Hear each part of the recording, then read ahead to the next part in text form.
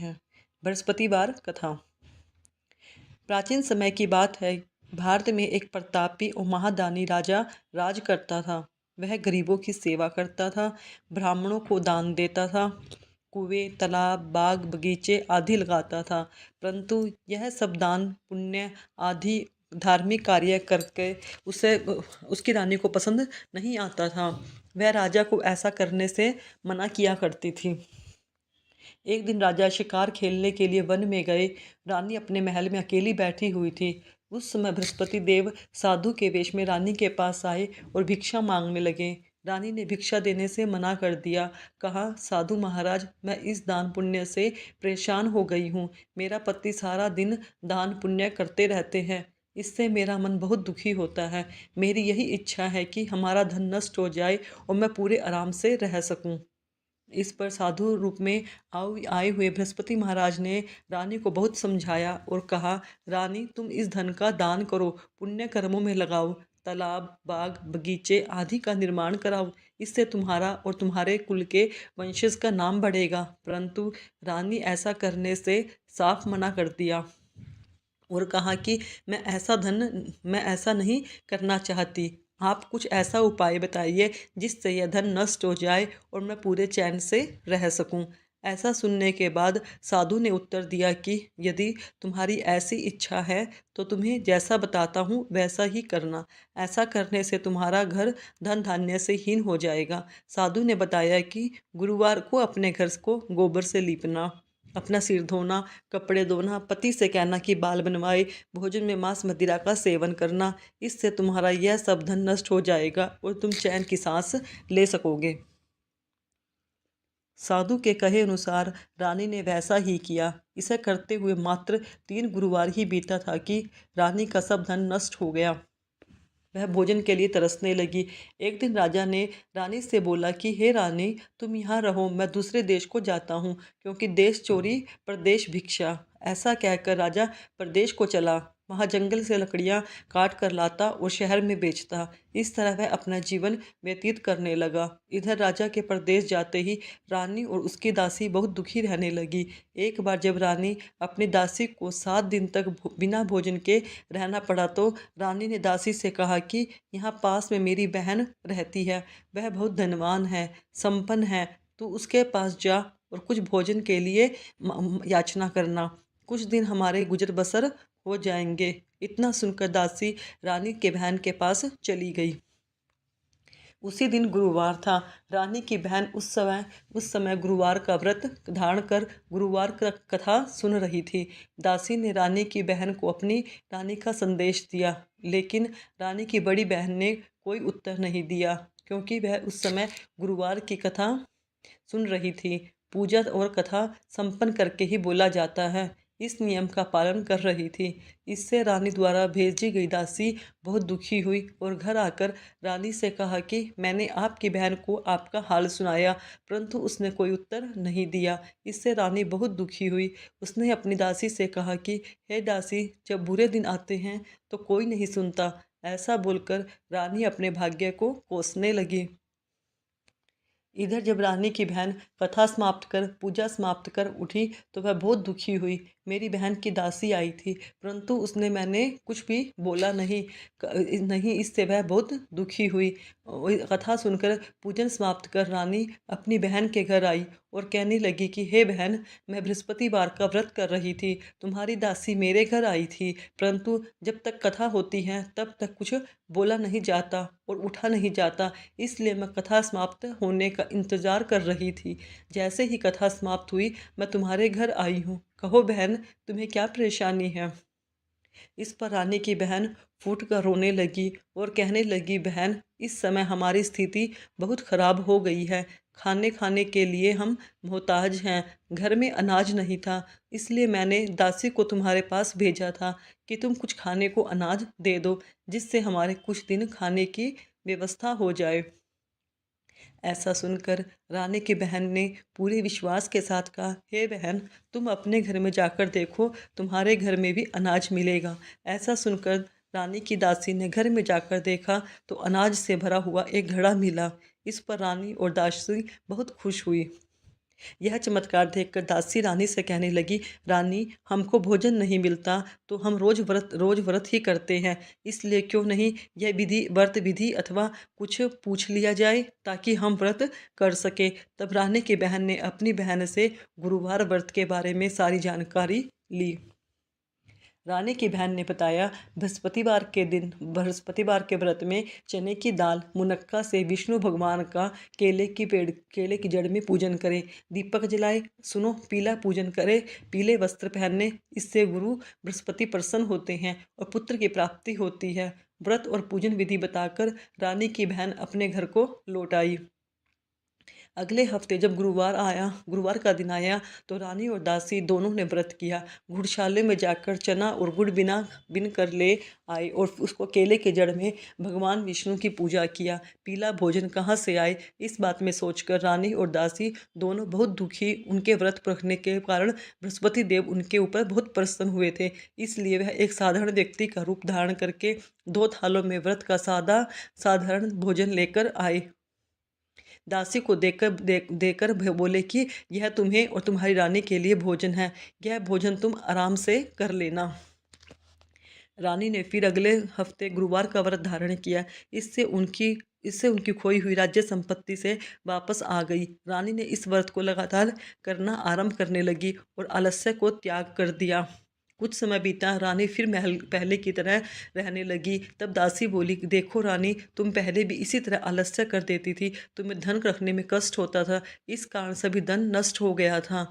अब जब भगवान की कृपा से धन मिला है तो तुम्हें फिर आलस्य क्यों होता है।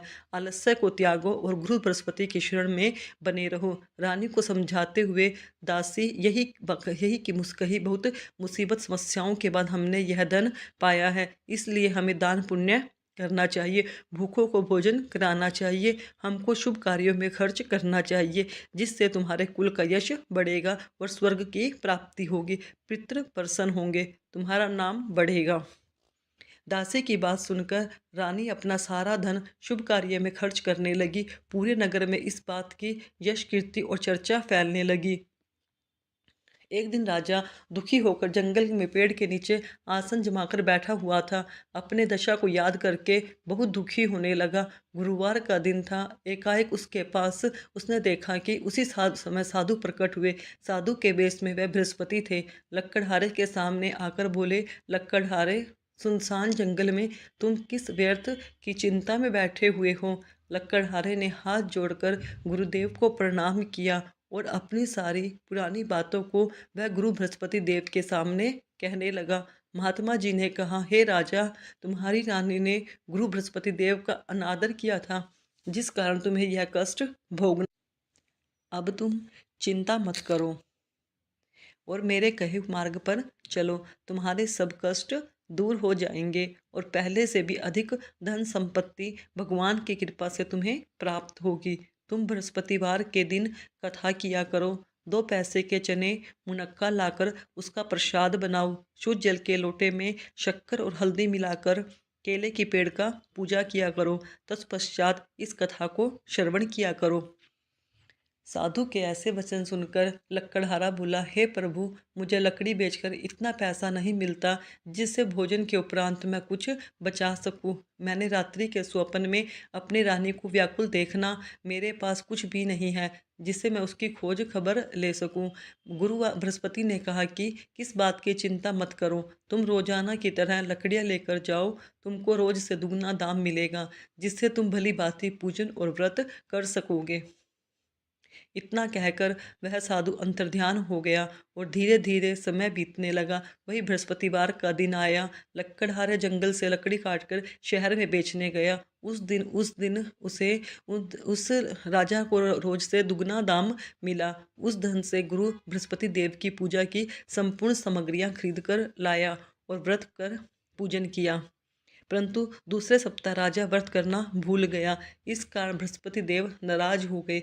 उस दिन उस नगर के राजा ने विशाल यज्ञ का आयोजन किया था और पूरे शहर में यह घोषणा करा दी थी कि कोई भी मनुष्य अपने घर का चूल्हा ना जलाए। सभी राजा के यहाँ निमंत्रण में भोजन करने को पहुँचे। राजा की आज्ञा मानकर नगर के सभी लोग राजा के यहाँ निमंत्रण में शामिल हुए। लक्कड़हारा कुछ देर से पहुँचने के कारण राजा उसे स्वयं अपने महल में ले जाए और भोजन करा रहे थे। तब उसकी दृष्टि रानी की खूंटी पर टंगे हुए हार पर पड़ी। वह हार रानी को नहीं दिखा, इसलिए वह व्याकुल होकर राजा से इस बारे की बात में चिंता करने लगी कि राजा रानी ने लक्कड़हारे को उस हार का चोर साबित कर दिया, उसे कारागार में डलवा दिया। लक्कड़हारा कारागार में पड़ा बहुत दुखी होकर विचार करने लगा, ना जाने कौन से जन्म के प्रभाव के कारण दुख प्राप्त हुआ है। उस साधु को याद करने लगा, उसे जंगल में मिला था। गुरु बृहस्पति अपने भक्तों की करुण पुकार पर तुरंत वहां प्रकट हुए और उसकी दशा को देखकर कहने लगे, हे मूर्ख, तूने बृहस्पति देव की पूजा कथा नहीं किया, इस कारण तुम्हें यह दुख प्राप्त हुआ है। अगले गुरुवार को कारागार के दरवाजे पर पड़े हुए 4 पैसे मिले, उसने तुम पूजा करना, तुम्हारा यह दुख दूर हो जाएगा। बृहस्पतिवार के दिन राजा को कारागार के दरवाजे पर पड़े हुए 4 पैसे मिले। उसने राजा से पूजा की सामग्री मंगाई और पूजा किया। उसी रात्रि उस नगर के राजा को यह सपना आया कि यह व्यक्ति निर्दोष है, उसे छोड़ दो, नहीं तो मैं तुम्हारे समस्त राज्य को नष्ट कर दूंगा। इस तरह रात्रि के स्वप्न को देखकर राजा प्रातःकाल उठा और खूंटी पर लटका हुआ रानी का नौलखा हार देखा। इससे वह लक्कड़हारे को जिस जेल में बंद किया था उसने उसको बुलाया, सुंदर योग्य आभूषण देकर उसे नगर को विदा किया तथा उससे क्षमा मांगी। राजा अपने नगर में के सभी पहुंचा तो उसे आश्चर्य हुआ। नगर में पहले से अधिक बाग बगीचे, तालाब, धर्मशाला इत्यादि बन गए थे। राजा ने पूछा, यह सब किसका है? तो नगर के सभी लोग कहने लगे, यह सब रानी और बांदी ने किया है। इस पर राजा को बहुत आश्चर्य हुआ तथा क्रोध भी आया। उधर जब रानी ने यह समाचार सुना कि राजा आ रहे हैं तो उन्होंने बांदी से कह दिया कि बांदी, राजा हमारी ऐसी हालत देखकर कहीं लौट ना जाए, इसलिए तू दरवाजे पर खड़ी हो जाओ। आज्ञा अनुसार उदासी उसी दरवाजे पर खड़ी हो गई। राजा आए तो उनको साथ महल में आए। जब राजा ने क्रोधित होकर अपनी रानी से पूछा, वह सब तुम्हें कैसे मिला, तो उन्होंने कहा कि यह सब धन हमें बृहस्पति देव के व्रत के प्रभाव के कारण मिला है। यह सुनकर राजा ने निश्चय किया कि 7 दिन के बाद फिर गुरुवार आएगा तो उस दिन मैं पूजन करूंगा और विधि विधान के साथ व्रत धारण करूंगा। दिन में प्रतिदिन मैं 3 बार कहानी सुनूंगा। अब हर रोज राजा के दुपट्टे में चने की दाल बनी रहती और दिन में 3 बार कहानी कहा करता। एक रोज राजा ने विचार किया कि चलो अपनी बहन के यहाँ हो आते हैं। इस तरह निश्चय कर राजा घोड़े पर सवार हो अपनी बहन के यहाँ चलने लगा। मार्ग में उसने देखा कि कुछ आदमी एक मुर्दे को लेकर जा रहे हैं। उन्हें रोककर राजा कहने लगे, अरे भाइयों, मेरी बृहस्पतिवार की कथा सुन लो। इस पर कुछ लोग क्रोधित हो गए, बोले कि इधर हमारे आदमी की मृत्यु हो गई है और उधर तुम्हें अपनी कथा की पड़ी है। परंतु कुछ बुद्धिजीव लोग बोले कि इसकी कथा सुन लेते हैं। कथा आदि जैसी ही पहुंचा, मुर्दा हिलने लगा। जब कथा समाप्त हुई तो आराम राम करके खड़ा हुआ। आगे आगे मार्ग में चलते हुए एक किसान जो खेत में हल चला रहा था, राजा ने उसे देखकर उसे बोला, अरे भाई, मेरी गुरुवार की कथा सुन लो। किसान बोला, जब तक मैं तुम्हारी कथा सुन लूँगा तब तक 4 हरैया जोड़ लूँगा, अपनी कथा किसी और को सुनाना। इस तरह राजा आगे चलने लगा। राजा के हटते ही किसान का बैल पछाड़ कर खाकर गिर गया। किसान के पेट में बड़े जोर से दर्द होने लगा।